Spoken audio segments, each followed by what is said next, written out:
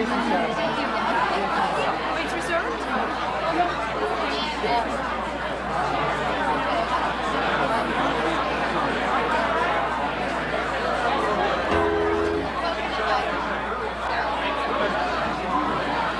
Hello, good evening and welcome.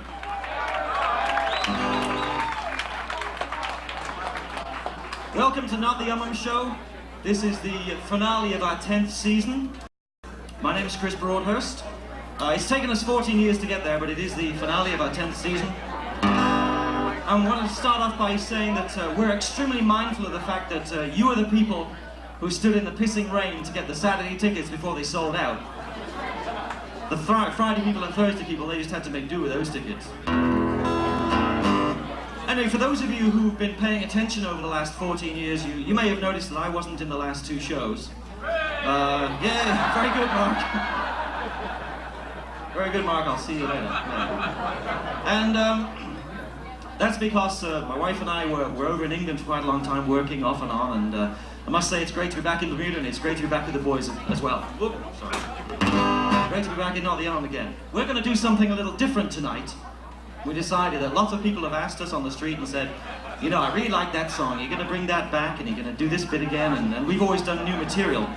So what we decided to do tonight is to do a few songs which have been requested from years gone by. And the first one, by the way, if I can just draw your attention to something. Did I mention that we are sponsored by Amstel tonight? This is true, and there's a big flag up there, and there's this beer here, and Mr. Gosling gave us 5 cases of Amstel just to drink them and to say that we're sponsored by Amstel. The only thing is that Tim and I are the only 2 beer drinkers, and we've still got 3 cases left, so we've got a long night ahead of us. There may be some going around at the end, actually, yeah. Anyway. The first song is from our 1988 show. It's called Rock and Roll Budget, and I want to tell you a little bit about this song. I've performed this song many times over the years since then, and I found that I have to change the words every now and then. For example, the first line used to go, pull your checkbooks out and sign your name and send your check to Clarence James, because he was the finance minister. A couple of years later I changed it to pull your checkbooks out and sign your scroll and send your check to David Soul. And when he became premier, I left it like that, and that was fine. The only thing is that nothing rhymes with Gibbons or Gordon. So we're in trouble. However, I understand that the next finance minister is going to be Eugene Cox, and that's got all sorts of possibilities. So I'll do some of the old words. It's called Rock and Roll Budget from the 1988 show. It goes something like this.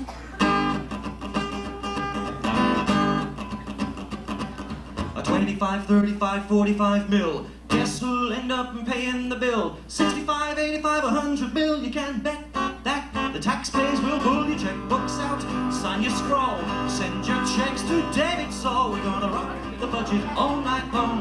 With this much money we can't go wrong. We're gonna rock and roll this budget all night long. The capital projects, 1, 2, 3. Suck up the cash outrageously. And we need the money, yes, because to pay for 85 GP cars, we're gonna rock and roll this budget all night long. Take it away.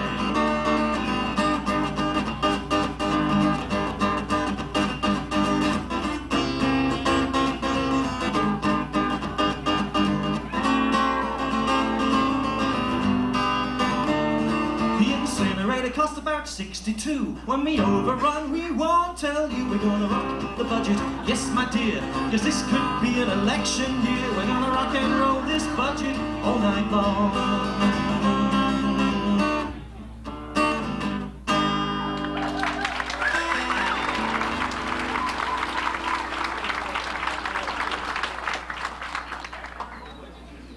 Now, a few years later, it seemed like the whole of Bermuda was waiting for cable TV. You know, we all knew somebody who had it, but we didn't have it. And if you lived out in Somerset and St. George, you can just forget it, you know. And we did a song called the Cable TV Blues. The only thing is that even if you have cable now, when it breaks down, it still takes some 6 months to fix it. So this is called Cable TV Blues, and it's from the 1988 show. And there are still some people who can't get cable, including ourselves. My wife and I live in an area where they don't supply cable, so this is for you guys.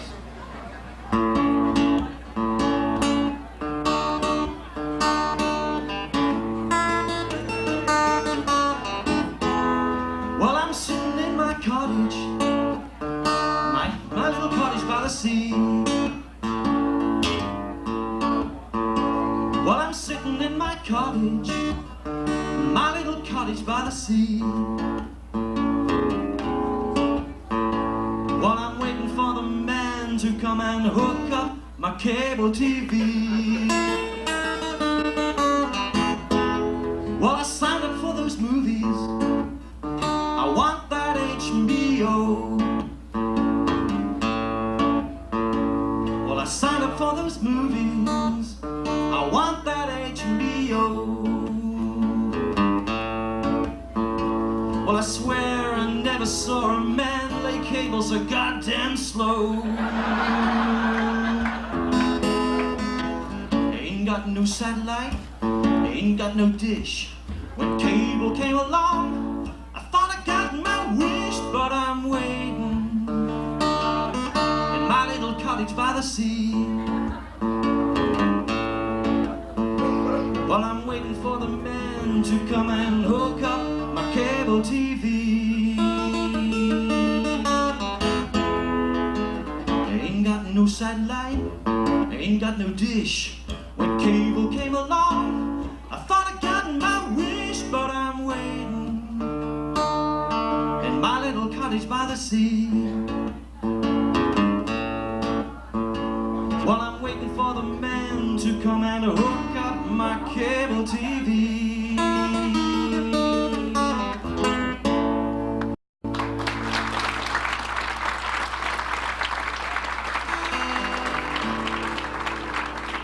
Thank you. I'm going to take you back to 1986 now. That's very nice. Thank you very much. Take you back to 1986, and I had written this song, and I took it to the guys, and I said, you know, this is about the Club Med, and when the Club Med was being opened, everybody thought that there was going to be sort of naked people everywhere and having sex in public places and all that sort of thing.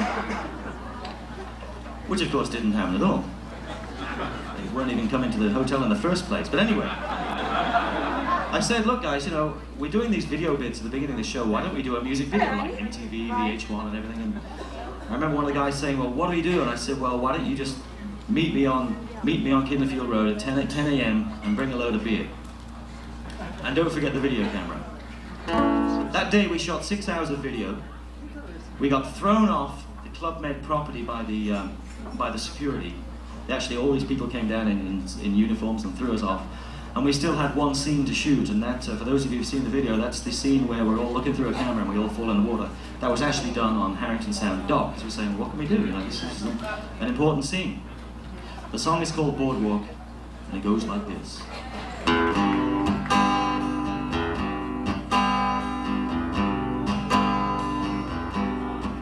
Down in St. George's there is a place where you can go, where the boys and girls walk round and don't wear no clothes. Under the boardwalk, down by the sea, on a blanket with my zoom lens, that's where I'll be. Under the boardwalk, out of the sun, under the boardwalk. Leave your wife at home, under the boardwalk, until the day is done, under the boardwalk. Maybe see some bum under the boardwalk, boardwalk. Now walking down the beach is a girl in her birthday suit. And when you take your snap, make sure your tripod is waterproof. Under the boardwalk, down by the sea, I hope the St. George's policeman won't see me. Under the boardwalk, out of the sun, under the boardwalk, we'll be having some fun under the the boardwalk. Maybe check out some moves under the boardwalk, boardwalk. Down at the beachside bar, the happy sounds of the screams and yells. You get an ice cold beer and a girl to talk to as well.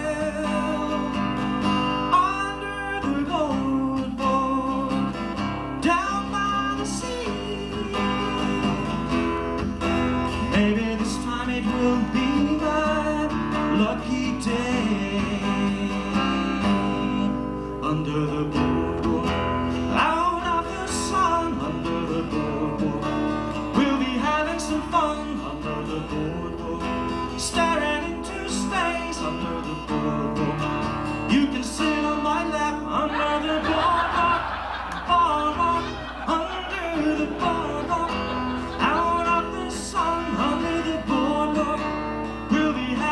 fun under the boardwalk, staring into space. Under the boardwalk, you can sit on my lap. Under the boardwalk, boardwalk.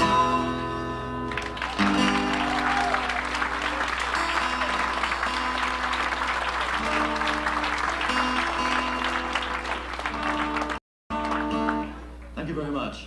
I had mentioned just a minute ago that I spent several months in England with my wife and daughter, and of course, I was really missing all the Ellen show and all that sort of thing. And I did a few gigs around pubs, and it was just sort of gigs for drinks. And even with the price of beer in England, I still got the best part of that deal, I can assure you. Anyway, the English, of course, have a great sense of humour, and a lot of our show is based upon the English humour, the Monty Python and Fawlty Towers sort of thing. I started taking down notes of signs that I saw on businesses, and I just want to share a few of them with you if I can. On an electrician's truck, this is actually the truth, on an electrician's truck, let us remove your shorts. Outside a radiator repair shop, the best place in town to take a leak. In a muffler shop, no appointment necessary, we'll hear you coming. In a dry cleaner shop, drop your pants here. And in a laundromat, automatic washing machines, please remove all your clothes when the light goes out. And we went to London one weekend, and we went into a very well-known big department store, and there was a bargain basement upstairs. And we worked at a software company just near Liverpool, and there was a sign in the kitchen, and it said, "Would the person who took the step ladder yesterday please bring it back, or further steps will be taken." We went to church that same weekend, and there was a beautifully decorated door with a lovely sign on it, and it said, "This is the gate of heaven. Enter ye all by this door." Then underneath it said, "Please note, this door is kept locked because of the draft. Please use the side door." On a second-hand shop, we exchange anything. Bicycles, washing machines, etc. Why not bring your wife along and get a great deal? We actually lived in Chester for a while, and Chester's a lovely old Roman town, and there's a great disco there called the Underground. And it said, there was a sign out there saying, "The Underground is Chester's most exclusive disco. Everyone welcome." On a message leaflet, if you cannot read, this leaflet will show you how to get lessons. And on a repair shop door, we repair anything. Please knock, bell broken. And my personal favourite, this was my favourite of all, this is on a computer shop. It just said quite simply, "Our computers won't go down on you." Although quite how that's going to increase sales, I don't understand. Anyway, February the 6th this year, I celebrated my birthday. It was my 30th birthday on February the 6th. Well, I didn't say I was born on that day. That was actually the anniversary of when I came to Bermuda. It was February the 6th, 1968 was the day I came to Bermuda. And so I'm not a born Bermudian, I'm just a paper Bermudian, but I consider myself like a born-again Bermudian, you know. So. Anyway, in 1987, I was extremely pissed off because although my grandfather was born in Bermuda in 1894, and the history of the family goes on from then, I still couldn't get status, and I was refused twice. I'd been here almost 20 years, I've been to Saltus Grammar School and everything. So I wrote a song about it. And we cut another video. And we sold 1,000 copies of that video, and to this day, people still stop me in the street and say, "Hey, boy, you get your papers yet? You get your status, right?" The song is called "I Want Status," and it goes like this. It doesn't go like that, it goes like this.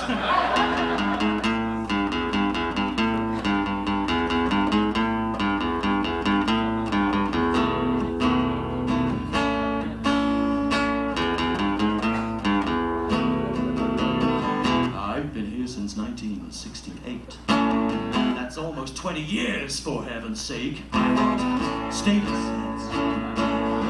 That's what I want. That's what I want. That's what I want. I attended Saltus Grammar School. I wrote my Cyrus and I looked real cool. I want status. That's what I want. That's what I want. That's what I want. When I go away and pack my bags, to get back home I need a doggy tag. I want status. That's a re-entry permit. That's what I want. That's what I want. That's what I want. I've done almost everything Bermudian. I've even got an illegitimate son. I want status. That's what I want. That's what I want. That's what I want.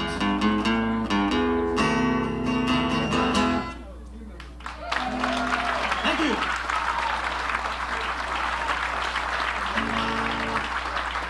I'm pleased to say that on January the 20th, 1990, they gave it to me, presumably to stop me writing stupid songs again.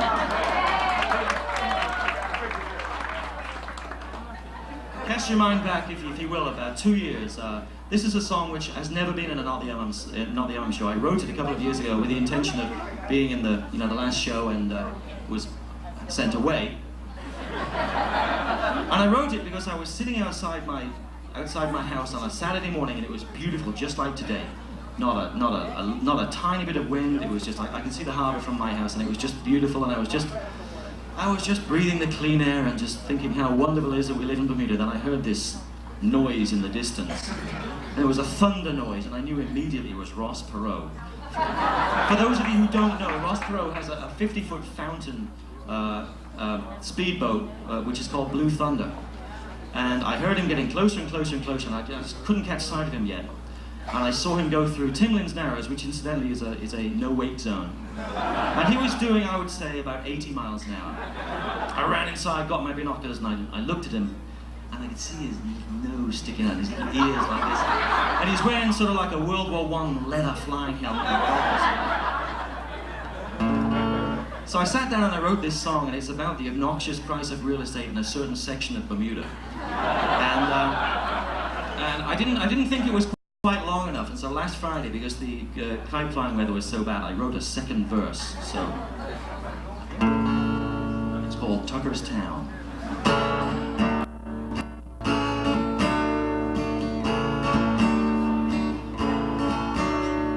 If you are posh and want a neighbor called Ross, well, you can always go. Tucker's Town, living on mass, they are the true upper class, so pack your bags and go. Tucker's Town, you can find a place for about $1 million a room. Michael Jackson almost bought, but then some children sued him.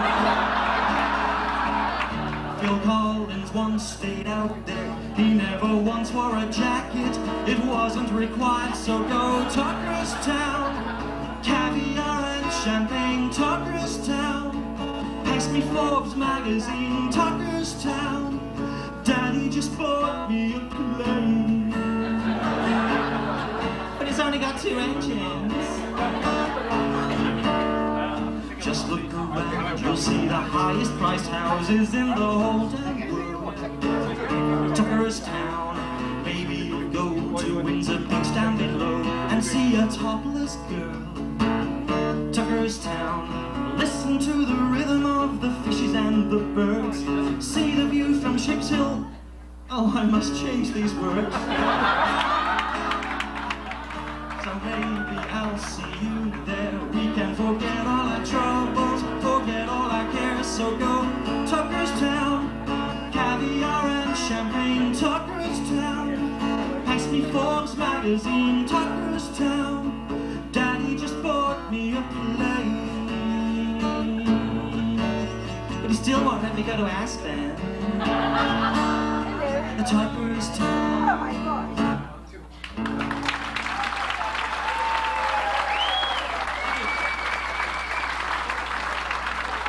Did I mention that? I don't really like this stuff. I'm only doing it because of the sponsorship. Well, I think it's time for an audience participation song. We desperately wanted to include John Swan, although nothing rhymes with McDonald's either, so... So we had to go back to his other problem, and that was the independence thing, you know.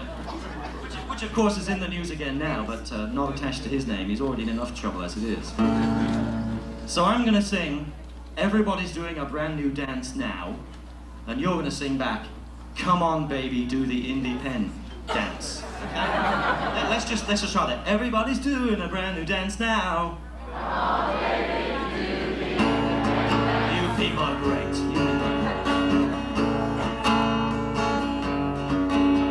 Well, everybody's doing a brand new dance now. Come on baby, do the indie pen dance. I know you're gonna like it if you give it a chance now.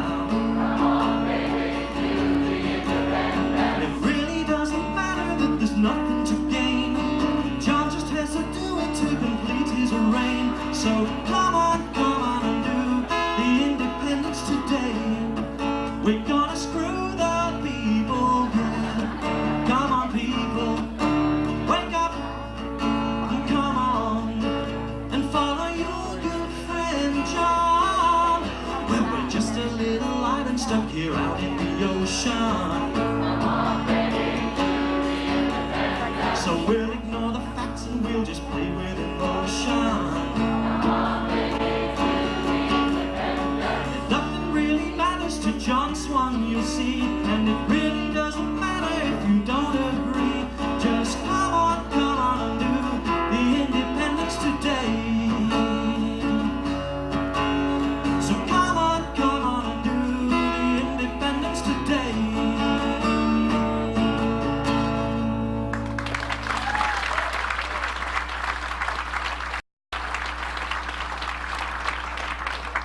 Now, I think you'll find, thank you very much, I think you'll find over the years, one thing that is famous about Nottingham is that nothing is sacred. You know, we don't just go on at UEP or just PLP or that other lot, you know, like we don't just go on about Dangle and Muir, but you know, we just get it, everybody. And this is a song from the 1991 show, and it's about the leader of the BIU, who's, fortunately, his name is never mentioned in the song, so I've never had to change the words. But it is dedicated to Waterbell Simmons. It's called Union Man, and it's also dedicated to the Beatles as well. It goes like this. He's a real Union Man, living in his la-la land, working on a show of hands from nobody. Gives us all his point of view, though we never want him to. Isn't he a pain for you and me?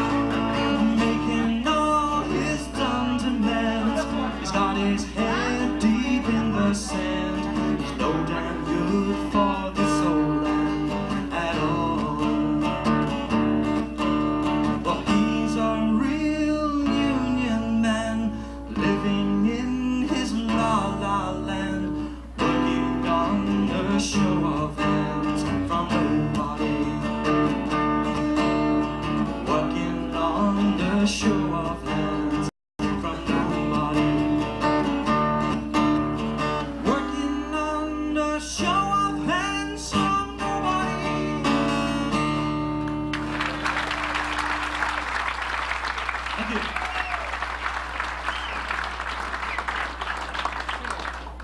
Now we move on to the single most requested song from NTUU.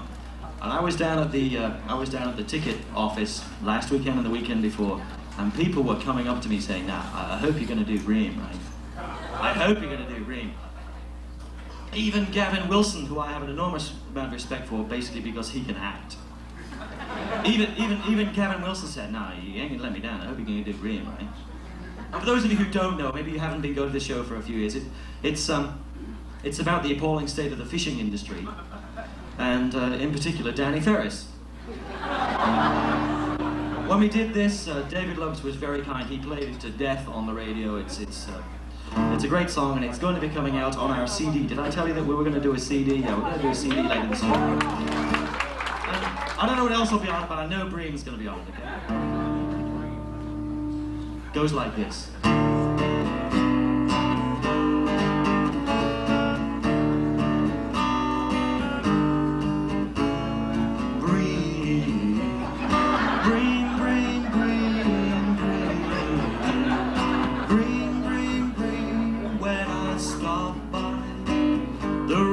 Fish stand, I say why.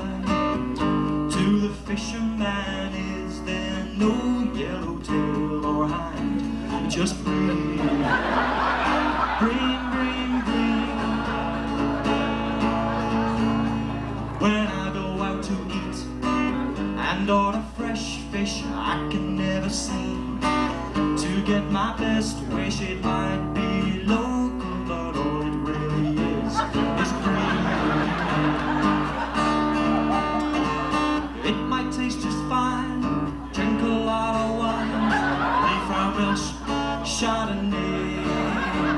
The perfect topping is cheese whiz to wipe that fiddler away. Oh, Danny Ferris says there's lots of grouper, but I'll just go down to my supermarket and buy some frozen fish sticks. Now Bream, Bream, Bream, Bream, Bream. It might taste just fine, drink a lot of wine, leave from Welsh Chardonnay. The perfect topping is cheese whiz to wind that fiddler away. Oh, Danny Ferris says there's lots of grouper, but I'll just go down to my supermarket and buy some frozen fish sticks. Now Bream, Bream, Bream, Bream, Bream, Bream, Bream, Bream, Bream.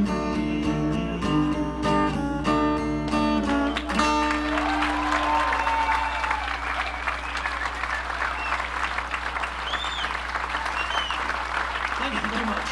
Thank you. Now the next song's the last song, and then we're going to have a little break. So I just want to explain a couple of housekeeping things to you. Now we know that Troy's done a real great paint job in here, but like, it doesn't say ladies over there and gents over there anymore. So in case you had not been here before, that is the ladies over there, and that's the gents over there. When I finish the next song, we're going to take 15 minutes off, and then the acting bit of the show will be about an hour and 20 minutes long, and there will not be an interval there, so you better get your pee break now, okay? And you've been a great audience, and if you want to hear some more tomfoolery, I do play up at the Porch every Friday, and I always do a couple of those songs. And I would like to finish on a song that we wrote in 1985 about the fact that we thought there were just a few too many Italian restaurants in Bermuda. I'm only saying that because I wanted to demonstrate how forward-thinking we were at the time. And I'd like to add also that this has been a very simple song to change, because for every restaurant that closed, there's about another bloody 4 opened up, you know. So just take out one word, put another word in, and there's just a choice, you know. It's called the Italian Waiter Song, and it goes like this.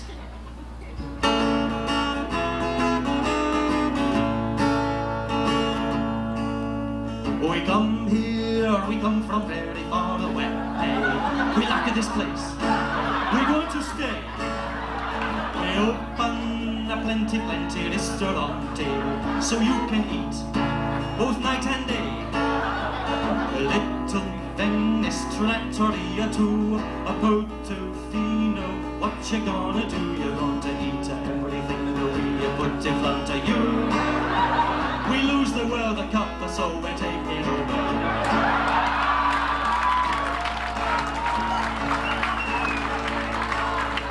We're buying up all the lovely houses with water views. Just read the news. Planning don't like renovations. So what's new? So what's new? A cafe Lido, Tio Pepe too. Il patio, what you gonna do? You're gonna eat everything that we put in front of you. We lose the World Cup, so we take it over you.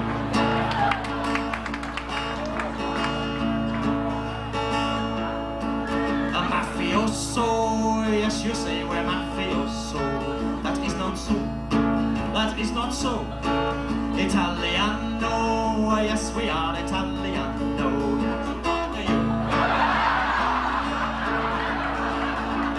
Tuscany restaurant, pasta too. San Giorgio, what you gonna do? You're gonna eat everything that we put in front of you. We lose the World Cup and now we're taking over you.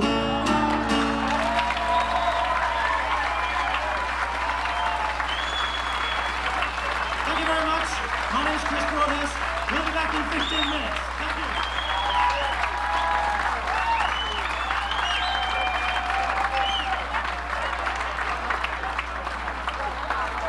Friendly, albeit smoky confines of the Clayhouse Inn. My name is Bruce Barrett, one of the Not the Ummum players. The show will be commencing shortly. Just a few little advisements. My brother Fred has taken to heart the old stage adage, break a leg. He was playing softball a week or so ago and almost did so he is fitted out with a nice bright blue brace on his leg, so you will not see any fast entrances or exits from Brother Fred this evening, so bear with him on that one. Despite the rumors that are circulating around the island, and particularly this room tonight, there will be no full Monty tonight. Okay? If you came here expecting to see the full Monty, you're shit out of luck. So let's get that straight right now. However, this is an adult show. It's PG-14, we have adult themes, we have adult language, we have some mild violence, and there is brief nudity, ladies and gentlemen. Take it easy, lady. None of us wear socks, okay? That's the entire extent of the nudity in this show. I told you there's no full friggin' Monty tonight. Chicken roti available tonight, Joy? No chicken roti? Well then drink, man. Drink. A lot of children in school away. Drink. You clean me bloody mouth, man. I got stacks of Amstel on your back. Drink, man. Okay, we only have a few rules with Not the Ummum show and Not the Ummum players. Rule number 1, do not throw anything at us, okay? Rule number 2, if you're gonna throw something, make it money. Rule number 3, no friggin' coins. We will take go-card, Easy Link, personal checks, or crinkly bills. Thank you very much. And the only other rule, it's not really a rule, it's more of a parental advisory, drink heavily, because the more you drink, the funnier we are, okay? Right, so good. Now we got all that straight. And ladies and gentlemen, without further ado, you've been waiting, you're salivating, you're ready for some fun. Cast your mind back to February the 14th, 5 o'clock on February the 14th.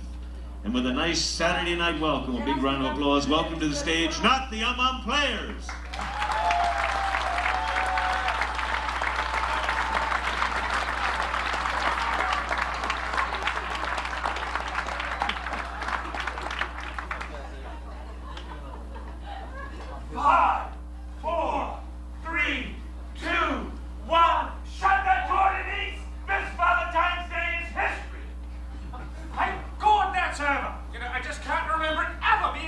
crazy, you know? No! No! No! You can't be closed! It's not 5 o'clock yet! I'm sorry, we're closed! Oh, no! No, I've got to have flowers! Any flowers! We're closed! Closed! You don't have to wrap them up, right? I don't even want a big bouquet or nothing. Just please, I've got to have flowers! Look, sir, we're closed, right? Come back tomorrow, right? No, listen, right? How do I get some flowers? Well, you're just going to have to send them up to Bully Graham tomorrow. Let it in, Denise. Let it in. Thank you, ladies. Thank you. I really appreciate this. Now, what you got? Well, that's just it. We haven't got anything. We're sold out. There's no flower bloom to be had. No roses? No carnations? So the law. I can't go home. She's not gonna let me out. I might as well stay right here. You got no flowers? Well, there's a hibiscus hedge out back. That won't do me no good. I've got hibiscus all around my house. Hell, I may as well take on oleander. At least that way you can poison me with the sap. Why didn't you get some chocolates, right? The convenience store's still open, isn't it? No. I've been there before, mate. I'm only just out of the door, though, so the last time I gave up candy. I am not in the mood for another one of those. You're just trying to get me fat and you can eat me before another woman got around. What about lingerie? Oh, you want me to die, don't you? I've tried that before, too, but my idea of underwear and hers, right, just the night time. All right. What's wrong with jewelry? Oh, nothing. You can afford it. Besides, it's going 5 o'clock now. All the jewelry shops is closed. Yeah, and we're trying to be closed as well. Thank you very much. Well, at least you got her a card, right? Well, not in the traditional sense. No. When did you realize it was Valentine's Day? What time is it now? Well, you can't just realize it's Valentine's Day. Yeah, well, it is your due, right? You don't have to go work. Look. Just be especially attentive to her over dinner. That's a good idea. I wonder what she's making.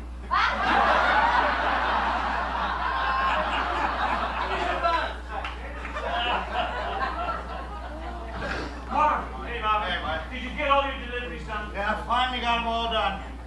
Including those 3 different arrangements that that boy Smith sent to those 3 different women down Point. I sure hope I didn't mix the cards up, you know? Well, it's his problem now. It'll sort itself out, you know? Hang on. You're the delivery man. Yeah? You got anything left in your van? Actually, yeah, I do. I'll take it. You do? What have you got, Roddy? Well, it's a We Are 5 Care Bears bouquet. With the mug and the plush toy? Yeah? Oh, shut. I'm saying, let's go, Roddy.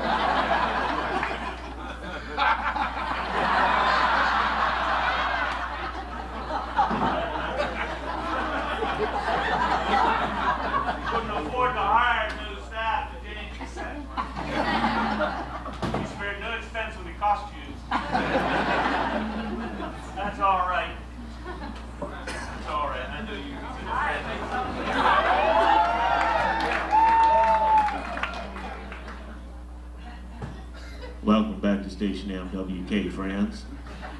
I see by the clock in the wall and the watch on my wrist that it's 9 o'clock. Time for the latest news here on Station MWK, Radio Mohawk. These are singing. Dumbla. With the latest news from the Mohawk newsroom, her I am.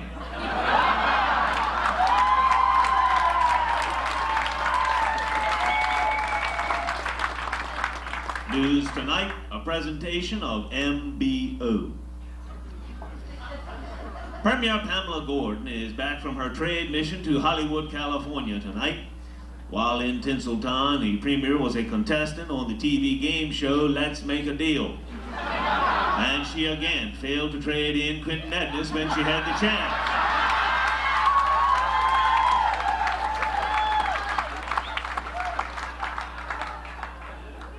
Local bus drivers have come out in favor of new technology designed to make driving school buses safer.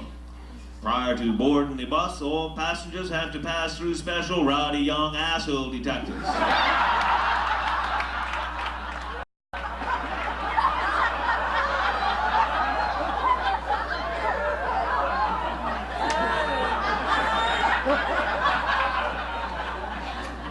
Local meteorologist Percy Sunspots O'Connor is predicting the dawn of a new ice age within 5 years. The news has been received with enthusiasm by members of the Casuarina Social Club who are already stockpiling beer for the big chill.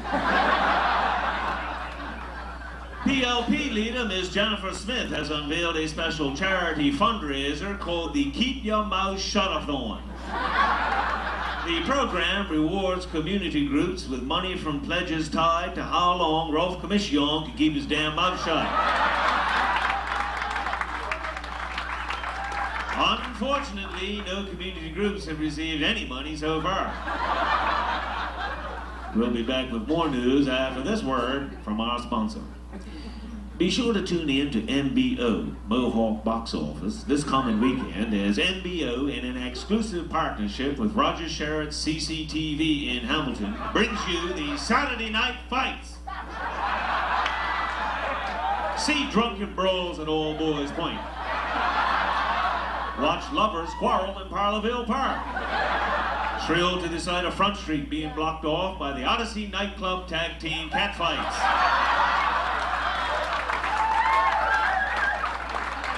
It's all there every Saturday night, and NBO, along with CCTV, will make sure that you don't miss a minute of the action. That's NBO, bringing the city to your living room. And now, back to the news.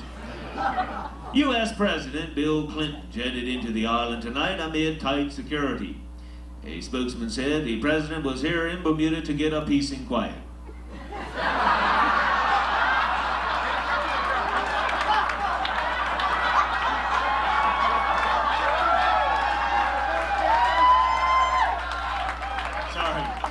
Mistake, sorry, to get peace and quiet, sorry.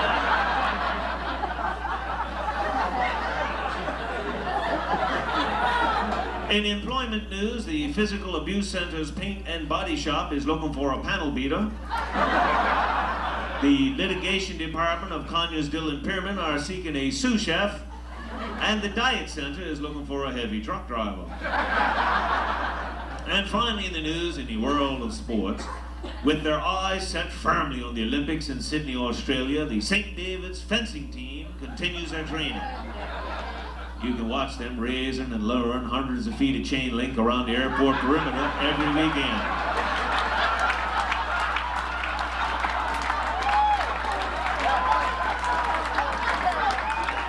That's it for right now here on station MWK, but we'll be back with a whole pile more here on Radio Mohawk.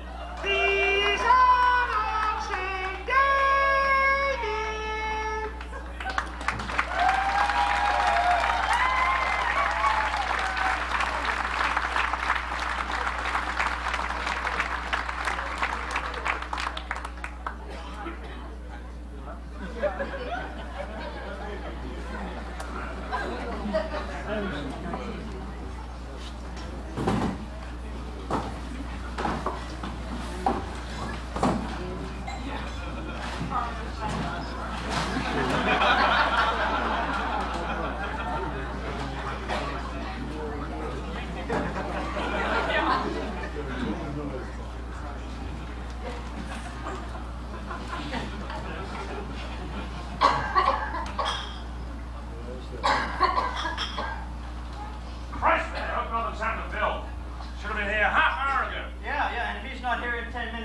something's going wrong, and I'm getting out of here. Yeah, right. I got it, guys. I got it. Look, get out. guards, and the tellers. All right. All right. Okay.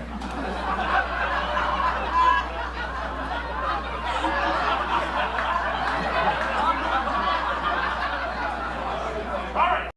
Let's go over the plan one more time, right? All right, just make sure there's no screw-up. Yeah, because we're only going to get one chance to do this, and we better do it right. All right. At exactly 12:15, right? Bill and I will enter the bank through this here side entrance. Right.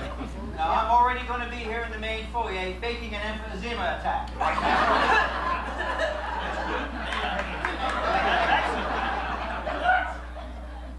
on, man. If you're going to distract those geriatric bank guards with a fake emphysema attack, a little tack ain't going to cut it. I don't know, you're going to have to cough up some phlegm on their boots or something.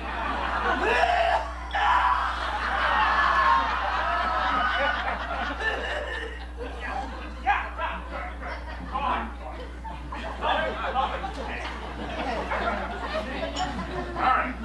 While Steve is expectorating all over the guard's Reebok,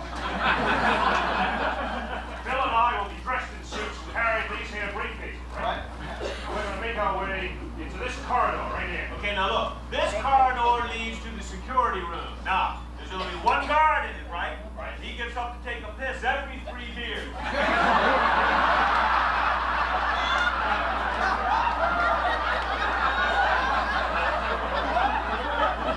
Every 3 years. Regular clockwork. Mr. Bob, just like Old Faithful, these geezers got to release their pressure regularly. That's regular as a metronome. What's a metronome? A metronome is an elf that lives in the city. How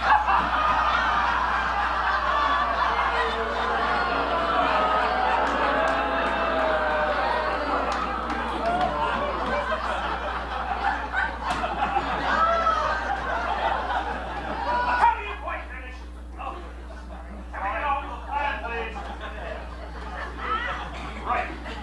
Bill and I will slip past the security room and into the stairwell there. Right, and under the pretext of having to launder my shirt, I will have already gone around the back and I'll meet you guys right there. Okay, so we're all in this lower lobby right here, okay? That's right, that's right. Now, this is where it gets difficult, right? There'll be no talking from here on in, right? Just before we get to this difficult part, can we talk about the getaway? Okay, fine. Steve, you put gas in the bike.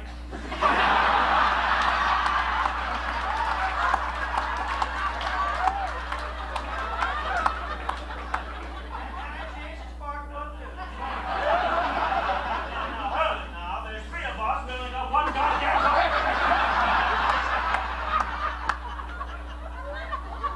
The getaway is the easy part, right? Anybody can do that. Getting in is going to be tough. And you tell me how we get in from here. Well, Steve, the phlegmatic one over there, has kind of borrowed one of these here electronic swipe cards from his auntie. Right? So we can use that to get through the security door right there. And then, gentlemen, we've reached our objective. Okay, all right. But this sounds like it's going to require precise time. Oh, yeah. Well, we better do it one last time with all the gear and make sure we got it right. All right, good idea. All right. Now, you remember it goes by the numbers, right? Yeah. Okay, so 1. All right. And 2. And 3. Surprise! Happy birthday, Joe! Yeah! Hey, that's how I get it. That's no problem. Lovely. You should just get him a trophy. I sent him all back to Puerto Rico now.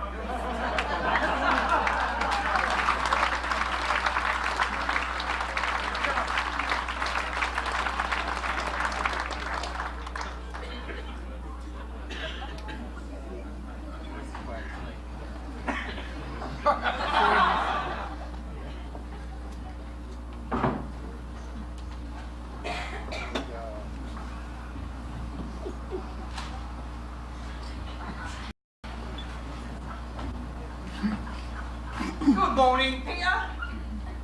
Hey, Nigel. What are you doing right here this time anyway, man? Why aren't you back at work picking up your mandatory 15 central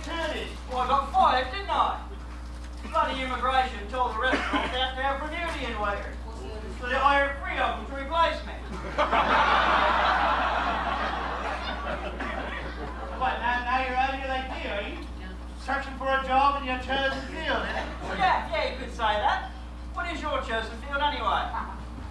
Well, actually, I'm not really sure what I am, you know? But I know what I am not, and I'm not a CA. Certainly not a CEO, and definitely not a BMA. BMA? What's a BMA? A bust my ass kind of guy.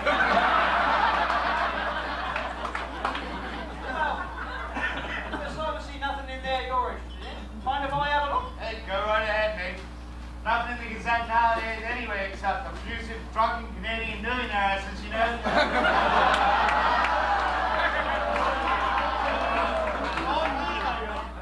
Let's see what we got here then.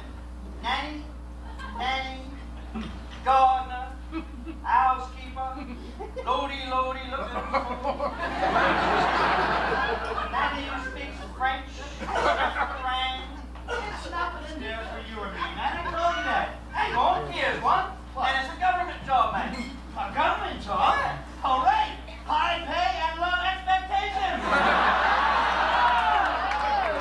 I love it, man. Read it to me. All right, here we go. The Bermuda government requires the services of an highly paid overseas expert to advise them on a myriad of matters.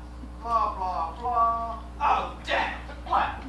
Government wants an overseas expert, right? Yeah. But only Bermudians need apply. You know what that is, you know? They're tricking us, you know. They've already picked someone up, man. This Bermudization thing's gone too far, mate. It really has. What? You don't think Bermudians can handle being an overseas expert?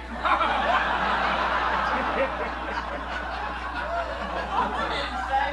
Yes, you did. You Bermudians are something else, right? You really are. I bet you think Lord God Almighty himself is a Bermudian.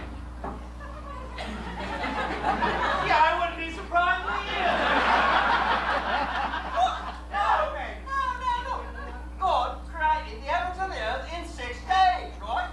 Only an expat could do that. You've got all wrong, man. The way I see it is God turned up on the door for 1 week and no one's seen it since.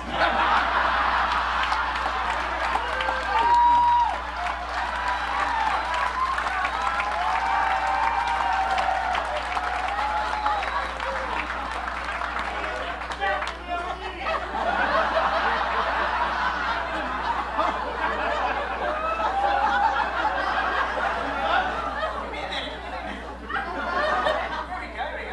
Moses, right? God gave Moses the 10 Commandments, right? They provide structure and law and order. Law and order makes an expat thing, right? So God must be an expat. Don't go quoting the Bible to me, mate. In it says, at Jericho, God told them to play their music so loud that the walls came down. That's now part of Bermudian culture, man.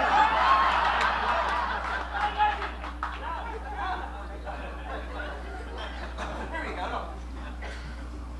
God, right, in his infinite wisdom, right, sent 3 wise heads, right, from the east, 3 wise heads look after things at the birth of his son, right? That's very prudent, wise heads and all, so God must be an expat.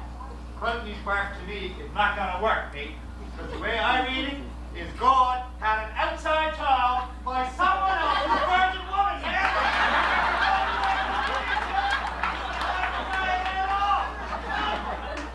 I give up. I can't argue with that. Actually, this is getting kind of stupid, isn't it? Yeah. You have breakfast yet? No, I haven't. Well, let's go get a couple of miniatures and a cold one, man. Yeah, all right.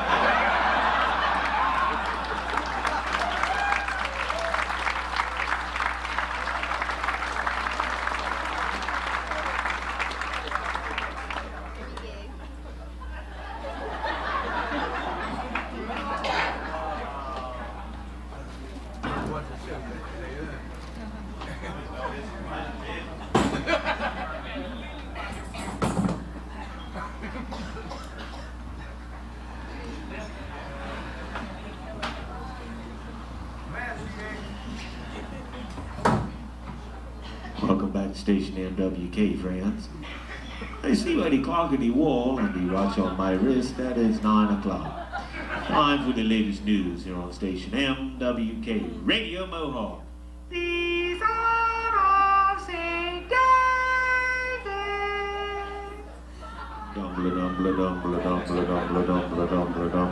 With the latest news from the Mohawk newsroom, here I am. News tonight, a presentation of the First Apocalyptic Church of God.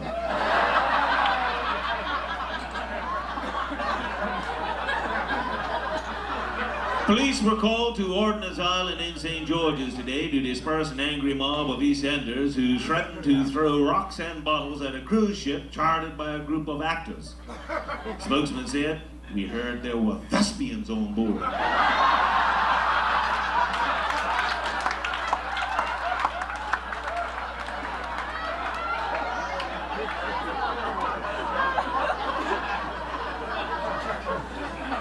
Police also today were called out to arrest a trio of inebriated St. David's Islanders who were wandering through Hamilton naked from the waist down. The three men insisted they had been told about an international amnesty on circumcision, and they were merely on their way to the amnesty office to hand theirs in.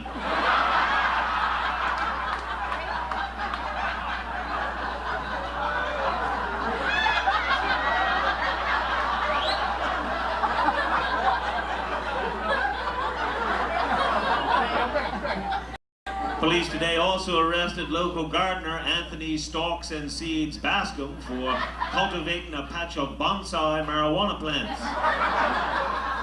In his defense, Anthony told officers that he grew only small plants because he only wanted to get a little bit high.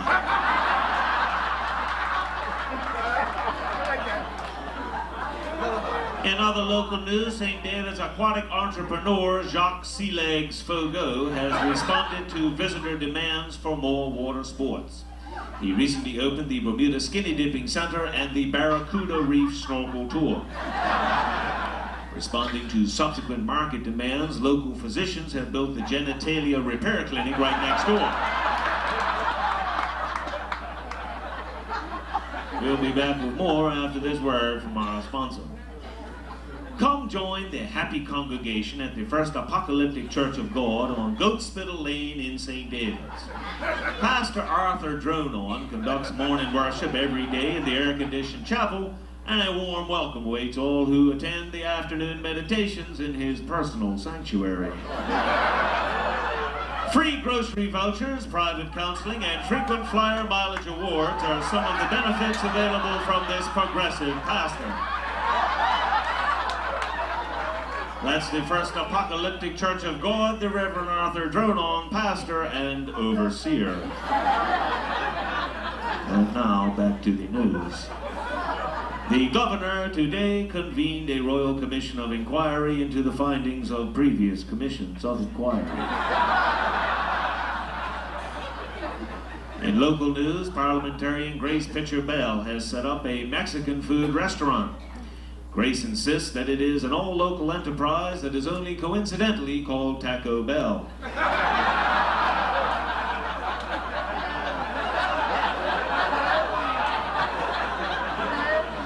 News from overseas, the American Kennel Club has officially recognized the St. David's Aquatic Retriever as a truly unique dog breed. Local dog lover Elmore, on all fours, Fogo, has spent years selectively breeding East End mongrels into canines that can lay a chum line, herd bait fish into a net, and go down the road and pick up a cold pack of six-pack beer from the store. And finally, in the news, in the world of sports, Tiger Woods and Michael Jordan announced today that they both will be coming to Bermuda this year to play golf and possibly look at purchasing property. Tiger is reportedly interested in buying Warwick, while Michael likes Southampton with Somerset for staff housing. That's it for the news for right now here on station MWK, but we'll be back later on with a little bit more here on Radio Mohawk. These are St. David.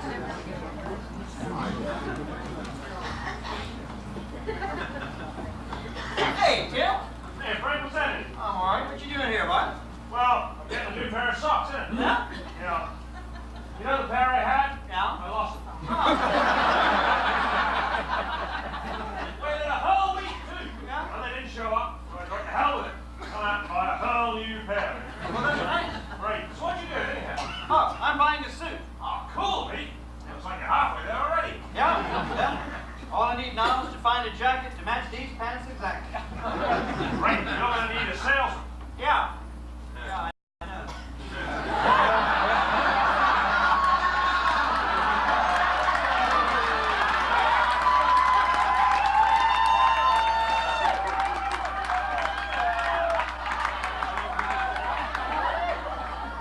That would be me.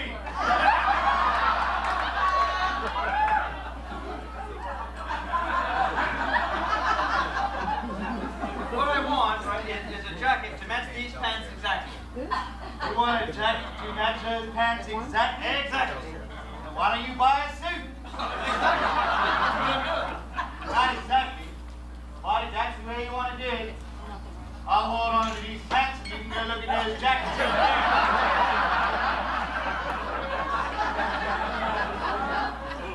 What size jacket do you wear anyhow? Oh, I don't know, it's either large or extra large, I guess. Should be up here somewhere. Oh, let's see your numbers now. We got 44, 42. Right, well, don't worry about that, mate.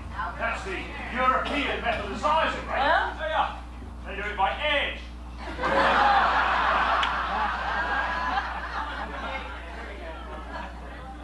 What you looking for a suit for anyhow, mate? You going to a funeral or what? No. Job interview? No. Well, I know you haven't been invited down Government House. You got that right, yeah. How the hell, you ain't getting married, are you? Oh, Christ, no, boy, please. There just comes a time when a mature gentleman's wardrobe is not complete without a suit. Well, excuse me. Look, by the time you get a chance to wear a bloody suit, it sure as hell won't fit you. You better get in a 44. That's a good idea. You can get this jacket in a 44? Do you see one over there?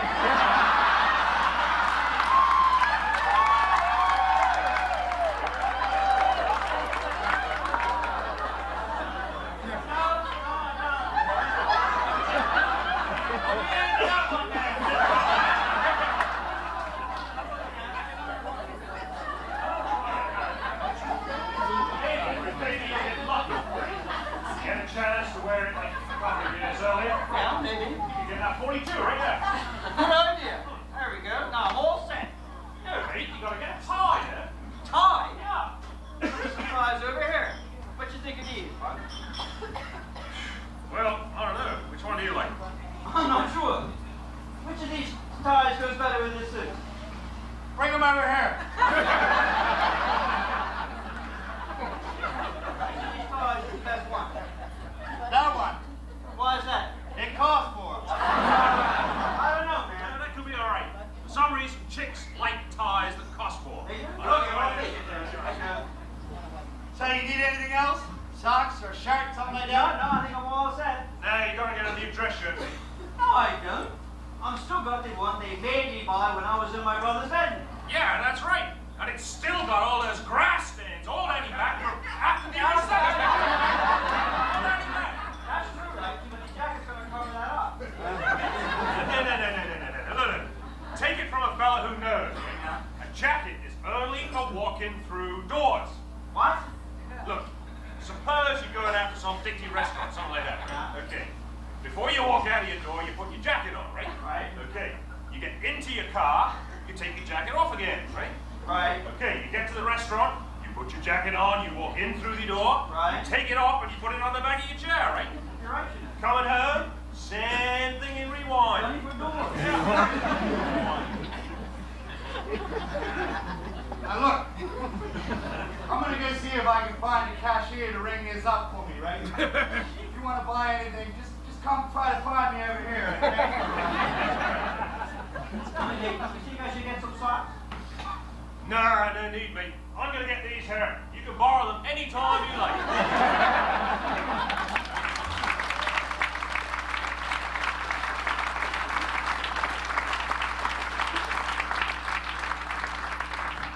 Time to do some songs, ladies and gentlemen.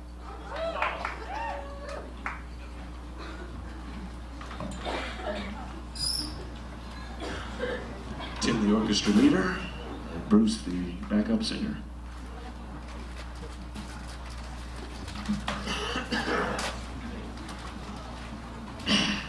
So, while we wait for the maestro to get the pick out of his ass, where is it?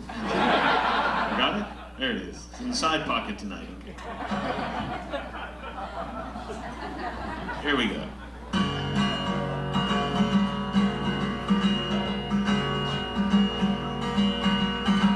Every Sunday, Admiralty Park, you'll find me cleaning my car. Plastic on the upholstery, stereo and color TV for what I spend on my music gear. My kid could go to school for a year. I'm just mad about my wheels. King of the road, it's been on the road since '79, and there ain't a part that doesn't shine. Hear that engine growl with power, down Ferry Reach 50 miles an hour. Everything in the trunk had to go to make room for my stereo.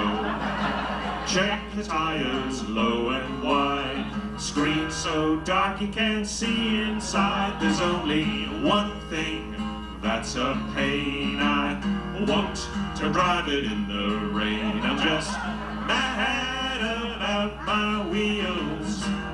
King of the road, got a custom car cover. King of the road, and a purple light underneath too. King of the road, King of the road, ladies and gentlemen.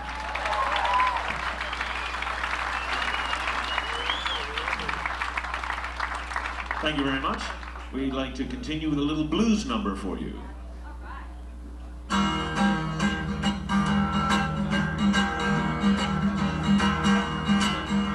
Well, I woke up this morning at 3 a.m. My woman, she was up on her computer again. She was on the internet with some guy in Peru. She's caught up in the web and I don't know what to do, and I'm worried and I don't know where to go. I'm worried that my woman has an electronic gigolo. I never thought computers would ever be a threat. My woman spends all the time surfing on the net, and I'm worried my sex life is pretty lean. The only hard drive around here is in the damn machine. She's downloading stuff I ain't never seen before. She's emailing people from Spain to Singapore. Her eyes are getting square, she forgets about the time. If I wanna talk with her, well, I'll have to get online, and I'm worried and I don't know where to go. I'm worried that my woman has an electronic gigolo. The Internet Blues.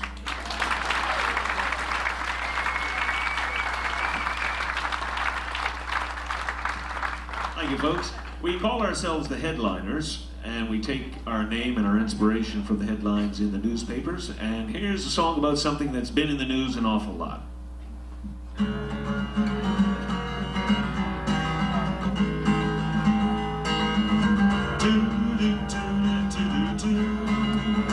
And here's to you, Marion Robinson, education's generalissimo. Whoa, whoa, whoa. You are the secretary permanent. How permanent do you feel today? Hey, hey, hey, hey. Build a brand new mega school, it's like a dream come true. Security on every corner. All the latest gadgetry is there in every class. Discipline a kid, he'll bust your ass. What's that you say, Marion Robinson? It's not your fault that education sucks. Give me more bucks, jobs for your friends and your relatives. Giving nepotism a bad name. What a shame, what a shame. The future of this island sits within these hallowed halls. Basket weaving, doing makeup. Don't need a generation doomed to sit on walls. That's why Salters gets the calls. It's your department, Marion Robinson. You can't deny the buck stops with you. Whoa, whoa, whoa. We better all hope that Cedar Bridge surprises everyone and makes the grade. Hey, hey, hey. Hey, hey, hey. Hey, hey, hey. Thank you very much.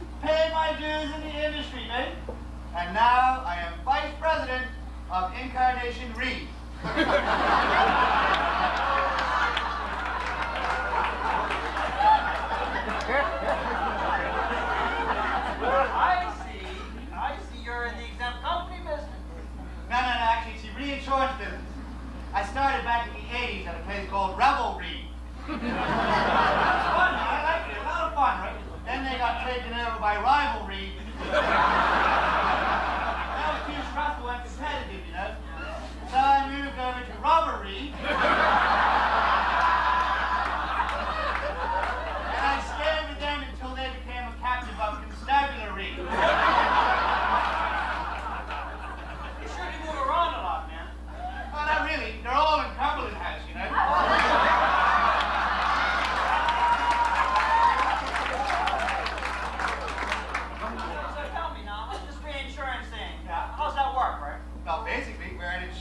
company that sells insurance to another insurance company. Okay, so these companies give your company a lot of money, right? A lot of money. Okay, a lot of money.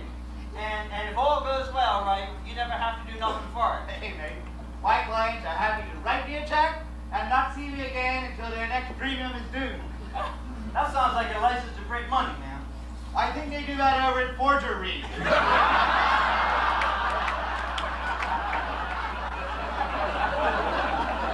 I don't know nothing about that there, right? But I do know that if I were one of your reinsurance friends, you'd have got me a drink by now. Hey, how many glass it is, man? Oh, none of that sissy stuff, man. Get a real drink. Make your breath smell like a man. Let's go. All right. Buy me a real drink.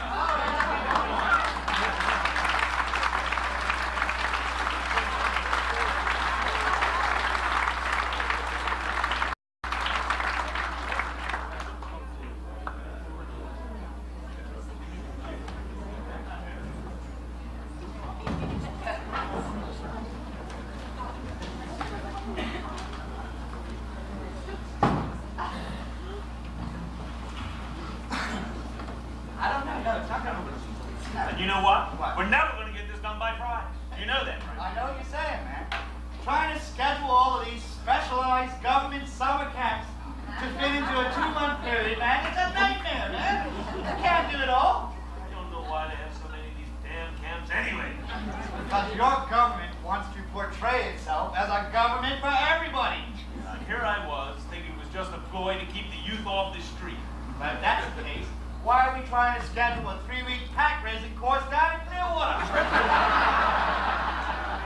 it will keep them off the street. Yes, sir. Morning, gentlemen. Morning. I got the tentative revised final draft of the proposed camp schedule. Are there still conflict? Is you a brown American?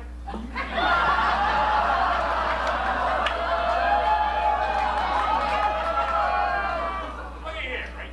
It's scheduled fried food camp right after bulimia camp. That'll be a disaster. I'll bring that back up later, all right?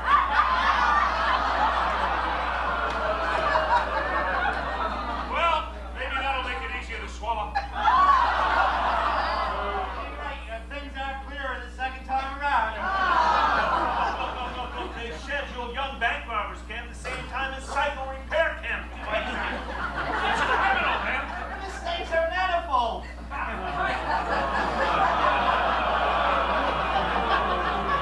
Who's going to sign up for some of these micro niche camps anyway? Look here, right? We got abusive carriage drivers camp up here. We got minor surgery camp down there. Prophylactic camp. Look, you guys are missing the point, right? If only one person got up and registered for Tango camp, the ministry would run it anyway. For Christ's sake, why? Because it's in their mandate. Camps for everyone and everyone in a camp. Thought that was Hitler. That was my camp.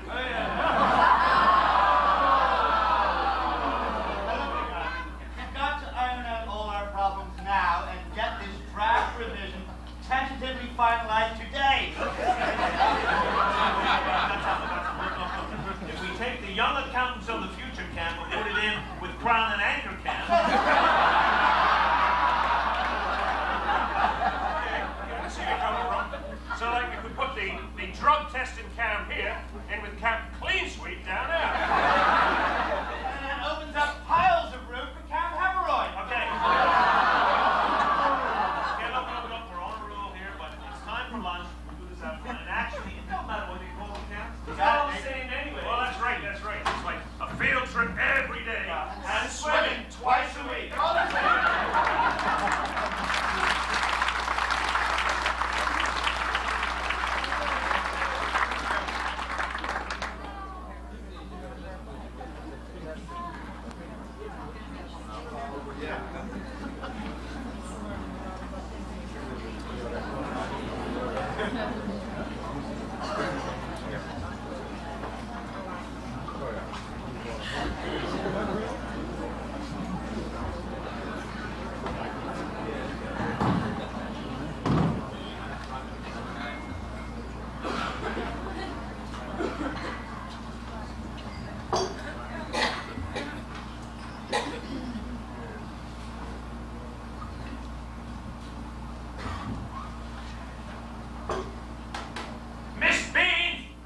teapot's empty.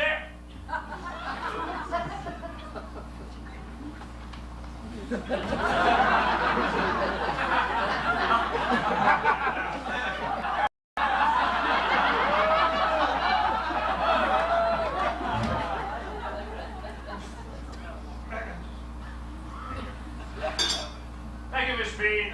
Send in the next applicant, won't you, dear?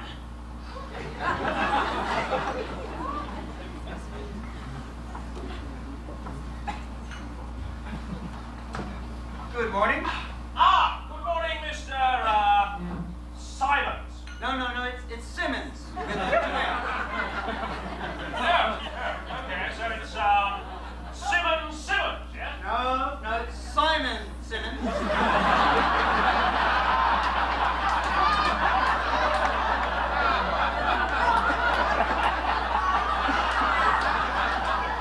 Well, I'll just call you Jim, then, shall I? Well, that's settled. Have a seat, Jim. Now, just to bring you up to date on the state play, so to speak, as you're probably aware, Her Majesty's government has been mindful of the desires of a certain element of the Bermudian population. I've been sent over to sort of have a shufti, do a recce, check out the state of the pitch, so to speak. Right. You're here to see if there are any Bermudians who are qualified to be governor. Precisely.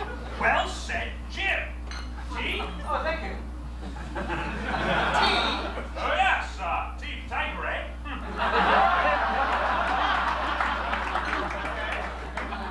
Now, I've read your CV, Jim.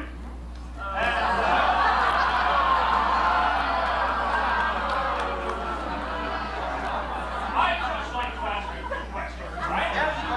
Fine. So, why have you applied for the position of governor? Well, I need a second job, right?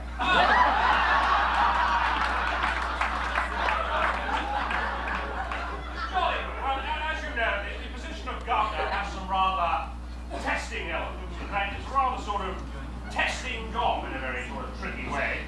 So I'm going to give you a little test about that. No tricks, of course. Right? I know right where you're coming from. That's for sure. As you know, the governor of Bermuda has a rather rigorous social schedule.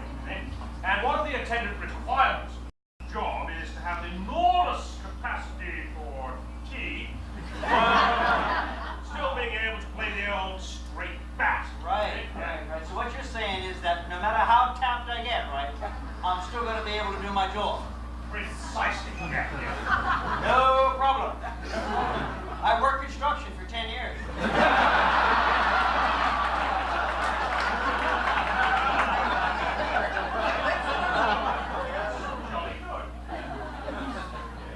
Jolly good, yes. Well, of course, you'll also be required to perform many ceremonial duties, you see, in full parade dress and a rather ornate plumed hat. Oh, no problem. I was a Gombe as well.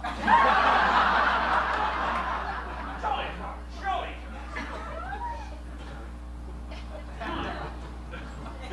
Well, you also have to do many things in public, of course, which you don't necessarily enjoy very much, but you have to give the impression to the public that you do enjoy them. Oh, okay. No, that's easy, man. I do that every weekend when I go have dinner around my mother-in-law's house. Very good. That's very good. So, what do you think of the death penalty? Pardon? Oh, we've got the job there. Why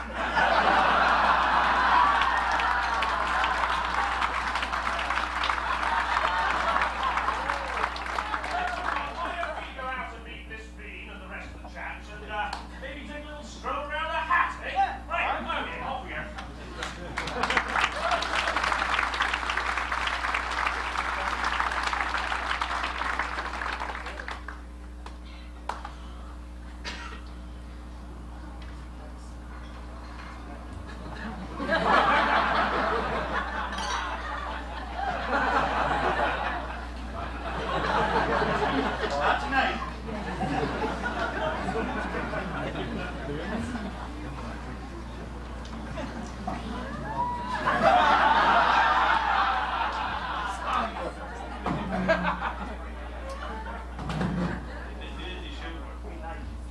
All right, give me a hand.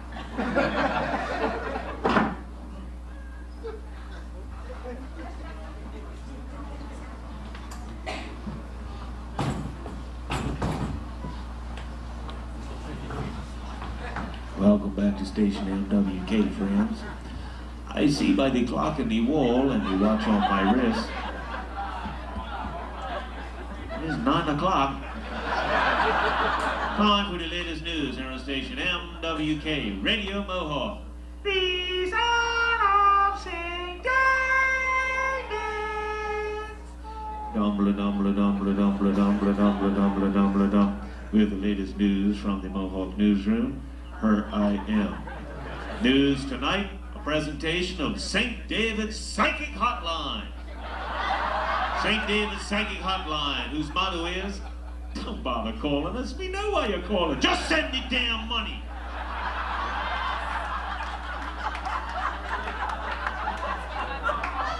And now the news. There was chaos at the airport today as dozens of local residents were turned back by U.S. immigration pre-clearance. Apparently, a computer glitch substituted the Queen's birthday and New Year's honors list with the U.S. stop list.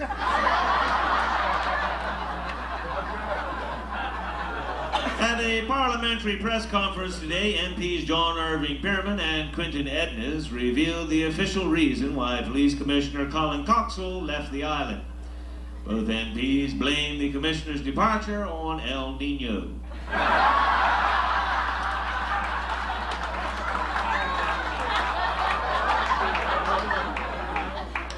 In a rare show of solidarity, the UBP and the PLP have agreed to jointly present Bermuda's first annual political triathlon this coming weekend.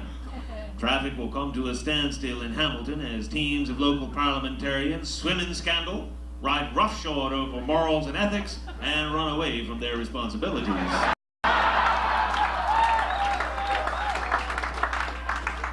In other political news, the NLP has announced its grand fundraising raffle. Tickets are only $2, and the top 40 prizes are chances for you to be candidates for the NLP in the next election.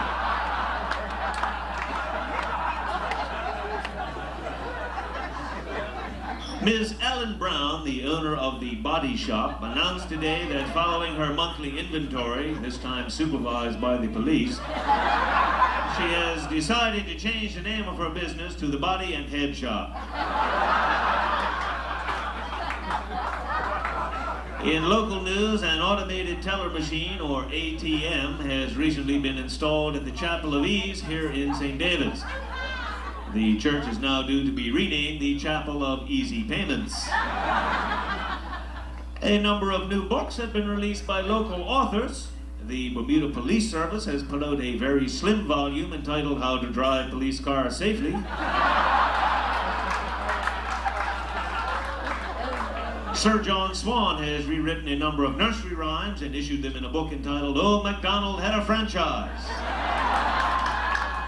And Quentin Ednes has written a travel book entitled Journeys with My Ego, or My Way or the Highway. And finally in the news, the Bermuda Department of Tourism has partnered with Walt Disney Pictures to produce 101 Excuses. A high-budget, unanimated feature featuring the same old cast of characters trying valiantly to do something that works. The initial box office returns are disappointing. That's it for the news, but it's time to welcome to the microphone here at Station MWK the guru of the grave diggers. This man is the king of the crematorium, ladies and gentlemen. Please welcome Brother Fred and this week's funeral notice.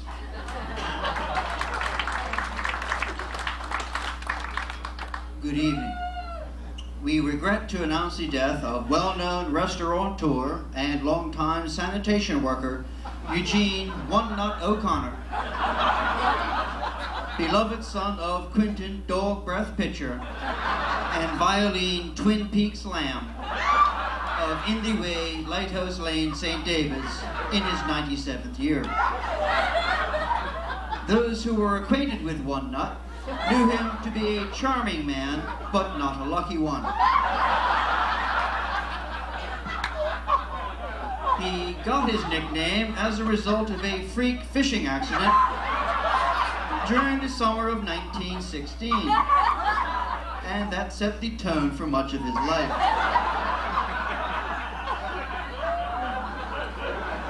Long-time residents of St. David's will recall the more celebrated accidents to befall One Nut, who could just as easily have been called No Thumbs, Toeless, or Flambe.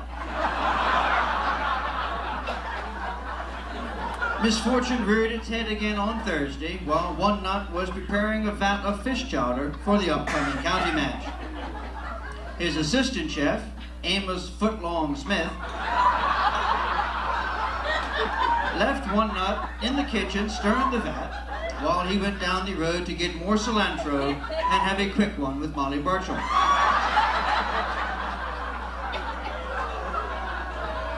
When he returned, Footlong found One Nut up to his waist in chowder head first. After turning the heat down to reduce sticking, Footlong pulled One Nut out of the large pot, but it was too late. He always put everything he had into his food, said Footlong.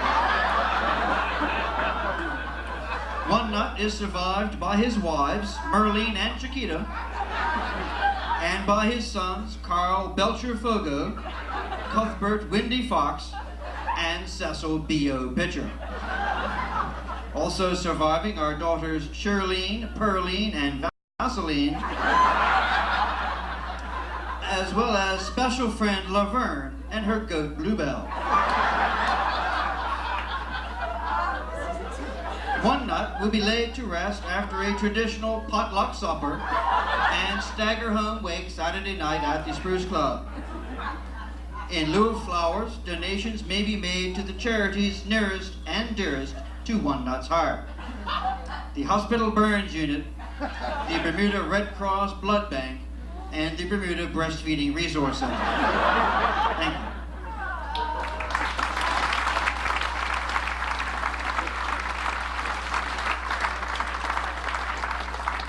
All of us here at Station MWK extend our condolences to the family. We have all suffered a great loss in One Nut.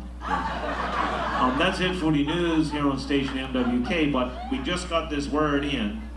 St. David's Island has joined the 20th century, which is just as well as only a few friggin' years left in it anyway. Radio Mohawk is now on the internet, okay? And you can join us for worldwide webbing at www.hereiam. www.hereiam. That's our website. So if you're on the net, check us out. And thanks for tuning in to Station MWK, Radio Mohawk. The sound of St. David.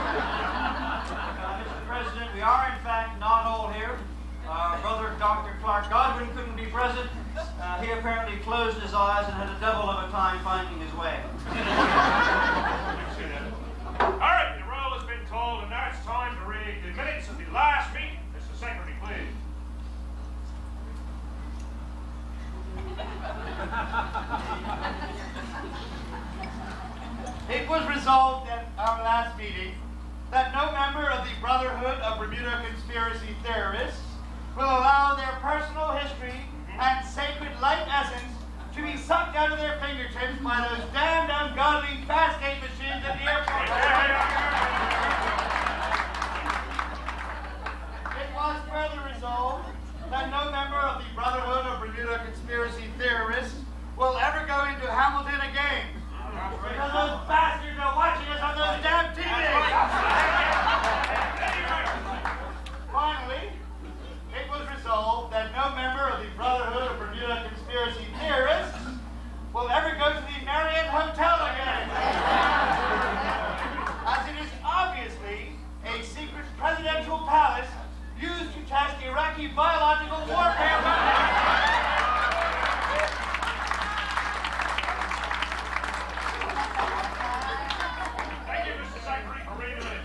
Now, it's that very important time in the meeting when we get to initiate a brand new member into the Brotherhood of Bermuda Conspiracy Theorists.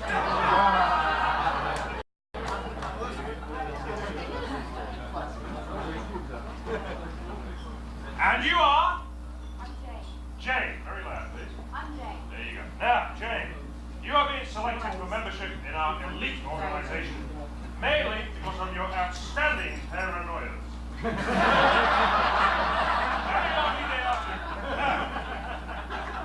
order to complete your initiation, you will have to do two things. You will have to learn the secret paranoid handshake and recite our sacred creed. Now, for the handshake, we will demonstrate for you. What's going to happen is they will demonstrate the handshake, and immediately thereafter, you will perform the handshake. Mr. Antisocial Secretary, please. Watch carefully, you only get to see it once.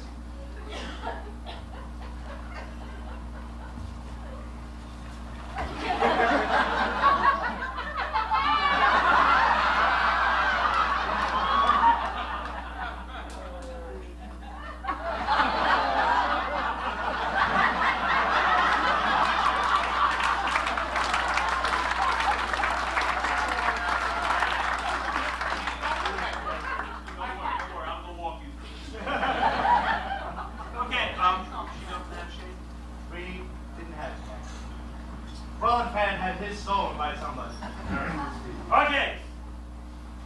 You approach your fellow conspiracy theorist, eyeing him suspiciously. Wind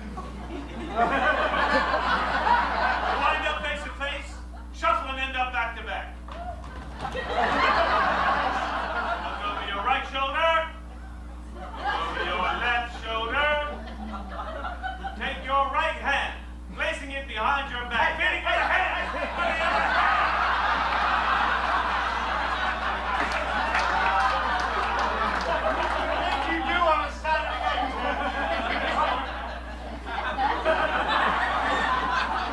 Grasping your fellow conspiracy theorist's right hand, you shake it surreptitiously and then walk away nonchalantly.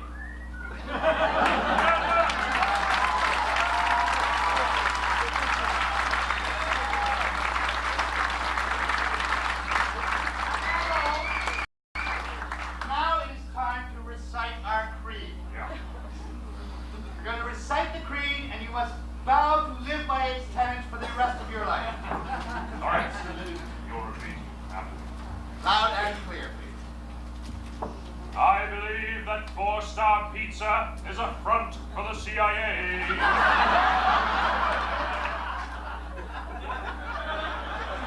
I believe that 4-star pizza is a front to the CIA. Because they ask for your phone number every time you call.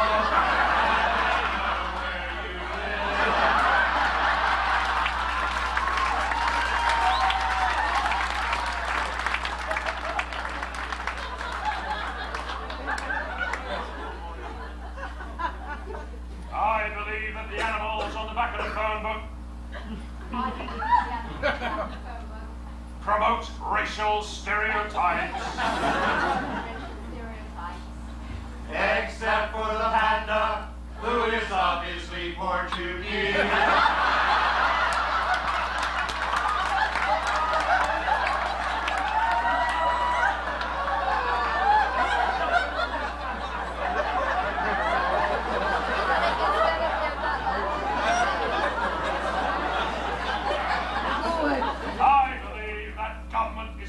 up the fact?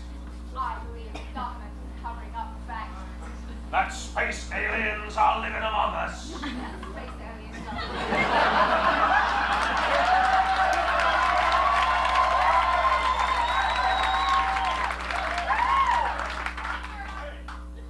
Especially David Allen, David Soul, and David Wingate.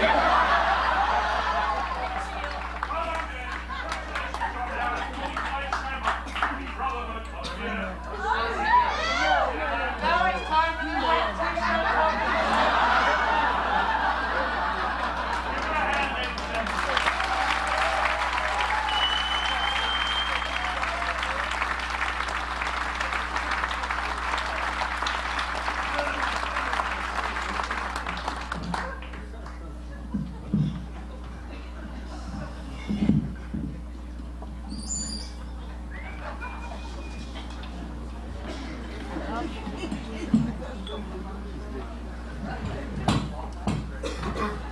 Hello. What we're going to do now is the complete history of Bermuda, abridged.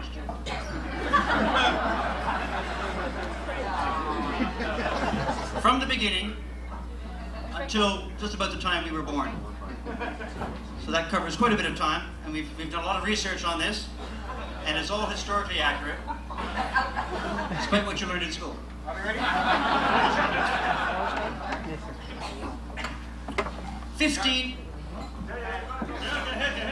1503. Juan de Bermudez discovers Bermuda. Like a typical Bermudian father, he gave us his name and then left.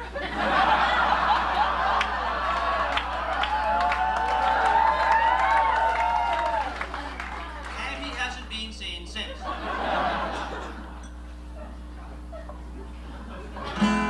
Juan de Bermudez. They call him Juan de Bermudez. He spent one day in Bermuda. That's why he's Juan de Bermudez. I said Juan de Bermudez.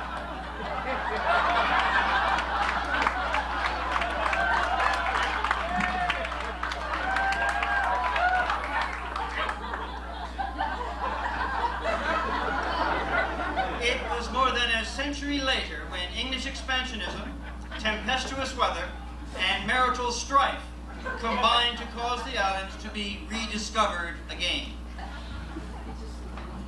It was 1609 in Old England, which is almost 10 minutes past 4.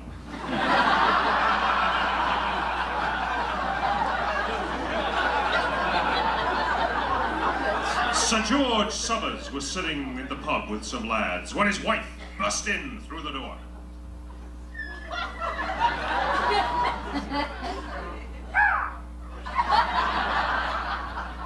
Don't think you can sit there drinking. She said as she smacked him upside of the head. Something to do, the trash to put out, and the dogs that you have to be fed. Bloody dragon! Said old George when his wife had stormed out. I can't stand this nagging no more. So they finished their drinks and went off downtown to sign up for a nice, quiet war, Well, I'm sorry, Sir George, said the War Office man. but we ain't got no wars on today. But we've some things need taken to Jamestown. Well, that's a place out Virginia way. Oh, great, we'll take it. Said George. That's just what we need. A nice, quiet cruise would be great. So he scribbled a note to the dragon saying, "Don't wait up, I'll be late."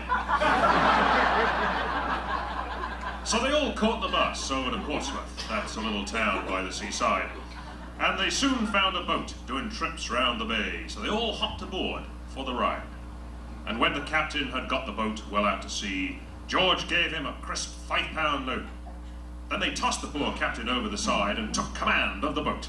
Wake me up when we get there.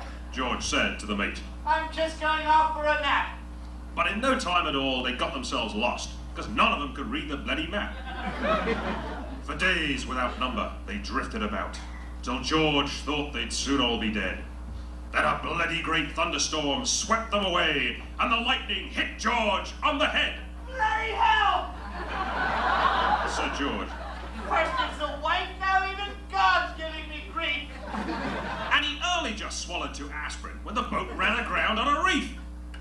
When they struggled ashore on the island, they found a line drawn in the sand.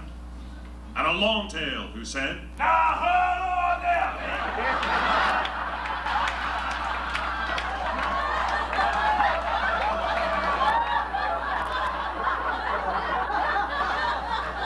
There's red tape before you can land. First you're gonna pass immigration, then it's customs and all of the rest.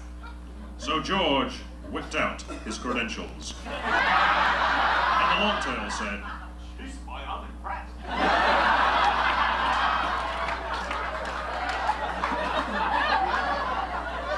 Now then, said Sir George, what's his scoop on this rock? as he handed the longtail a beer. Can I claim this island in the name of the Queen? Or has anyone beaten us here? Well, it's only me. Said the longtail. You scrawny wild pigs, lizards to howl too. We squabble and bitch past gospel around, there really ain't that much else to do. Well now, Said old George. it's a good thing I'm here. I'll soon put some fun in your life. Besides, I've got to find something to do, or I have to go home to the wife. What you need are some tourists with money and a hotel where they can stay. They can sit on the beach and burn themselves red, and we can charge them $500 a day. We'll sell them fish chowder, some t-shirts and beer. Take them from all that they've got. Then bring in some expats to do all the work so we can sit around and get hot.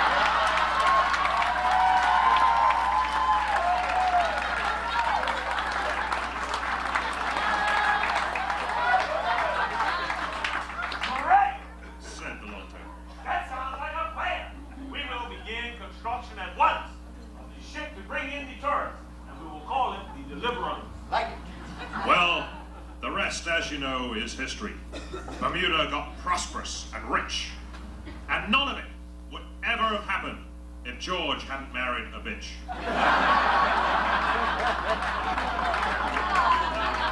Behind every great man, there's a woman.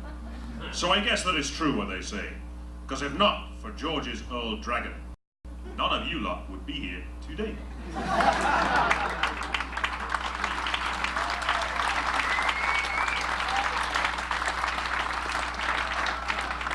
The Sea Venture was the first, but by no means the last ship to have difficulty getting into St. George's Harbor. In 1620, the first Parliament was convened. In 1621, the first Not the show opened at ye olde Clayhouse Inn. Up to the mid-1700s, Bermuda's biggest source of foreign exchange was shipwrecks. The practice of luring unsuspecting ships onto the rocks and then relieving them of their valuables was the start of our tourism industry. You remember it, the famous Let Your Goods Go campaign. Unfortunately, this campaign failed to attract repeat visitors. Now, this caused some consternation amongst the local populace, and one Jonathan Caslington Esquire, a local haberdasher and parliamentary aspirant, penned this letter to the editor. Dear sir, if we do not lure more visitors ashore with their money bags intact, how can I sell my investments? And this week I'm having a special. Buy a brace of t-shirts and get the third one free. Jonathan Caslington. The government of the day realized that the island's economy needed a second pillar and decided to build it out of salt. A group of intrepid locals cast their lot with the Turks and Caicos and never looked back. If you think that's bad, wait until you hear the song. Salt Raker. He's the man with the salty touch. It stings so much on your cut finger. Put seawater in shallow pans, lays off and tans. He gets the salt later, rinks it up sails into Newfoundland. He's the man. He's the man, and he'll soon get his wish. He'll trade the salt for lots of codfish. Sometimes he feels like a jerk. Sunday breakfast is so much damn work for the salt breaker. He's the man who's extremely odd. He loves cod. Loves only cod. He loves cod.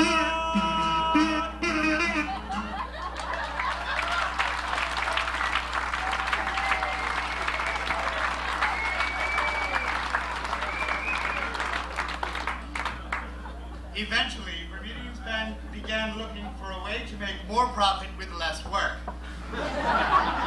Fortunately, war broke out between England and the American colonies.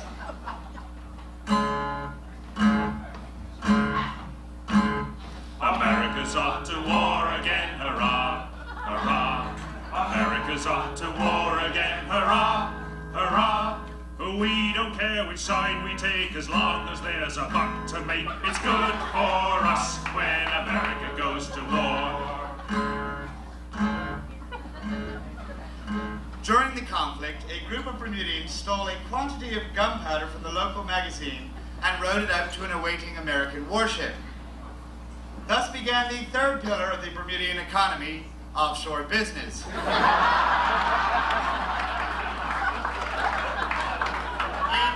In preparation for the return match in 1812, the Duke of Wellington has a jolly good idea. Jenkins? Yes, sir? I've had a jolly good idea. Oh, sir, I have always found your ideas to be of great merit. Yes, what was I thinking, Jenkins? You were thinking, sir, that in order to subvert America's imperial aspirations in the North Atlantic, you would cause to be built in Bermuda the largest naval dockyard in the Western Hemisphere. Was I? Yes, sir. How was I going to accomplish that, Jenkins? Convict labor, sir. Jenkins, I have it. Yes, sir. Convict labor. Convict labor.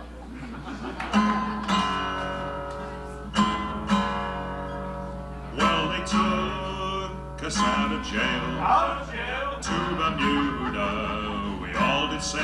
We all did sail. Building dockyard out of stone. Out of stone. A rotting convict hulk is our home. Is our home. We all live in a yellow fever hulk. We're dying by the bulk. It really makes us sulk. We all live in a ship without a mast. The days go by so fast. I don't think we will last. Look, another dead one. Turn overboard. I'm not dead yet. Not fooling anyone.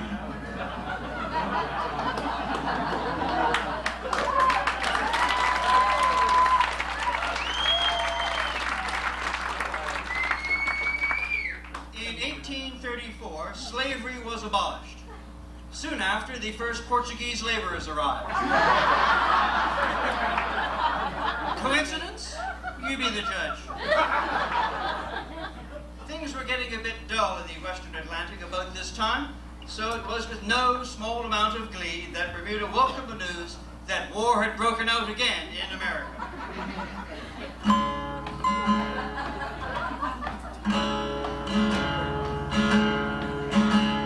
America's gone to war again, hurrah, hurrah. They're fighting amongst themselves this time, hurrah, hurrah. This civil war is quite a honey. We'll play both sides, make twice the money. Damn, it's great when America goes to war.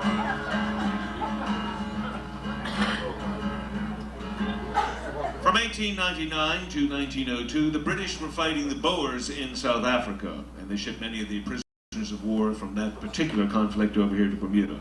It was during this war that British troops first wore shorts.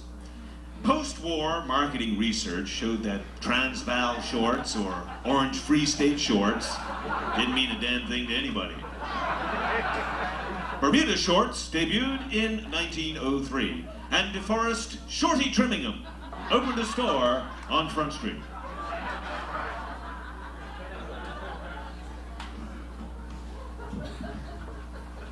1913, the Bermuda Trade Development Board is established to bring order to Bermuda's haphazard approach to the new tourism industry. Over 80 years later, the industry still requires extensive and expensive monitoring. Soon, residents of Tuckerstown were required by law to sell their property to developers to create a playground for the wealthy. They originally had their sights set on St. David's, but upsetting those people would have been just too much.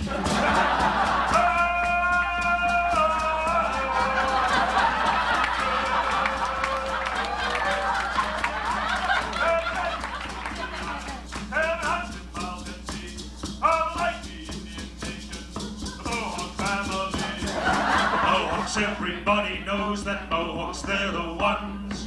Mohawks on the warpath, Mohawks sure are fun. From Texas Road to Bracehead, with the lighthouse in between, they go to sea with boats that don't take Tramamine. Mohawks, everybody knows that Mohawks, they're the ones. Mohawks on the warpath, Mohawks sure are fun. Sunset fighters with an awful lot of luck. They eat talk to, they drink black rum, they laugh, they fight, they Mohawks, everybody knows that Mohawks, they're the ones. Mohawks on the warpath, Mohawks sure are fun.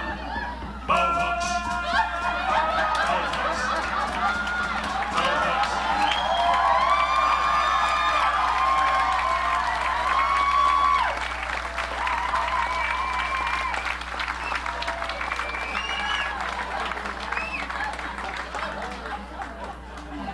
St. David's was an isolated part of Bermuda then, and it remained so even after the Bermuda Railway Company started operations in 1931.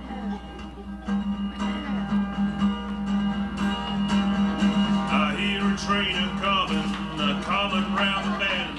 It was due at 7:30, and now it's 10:05, and this damn Bermuda Railway, it never runs on time. If only we had buses, then we'd be doing fine. I knock off at 4:30, the last train's 1:45, but they ran a little later, I'd have to have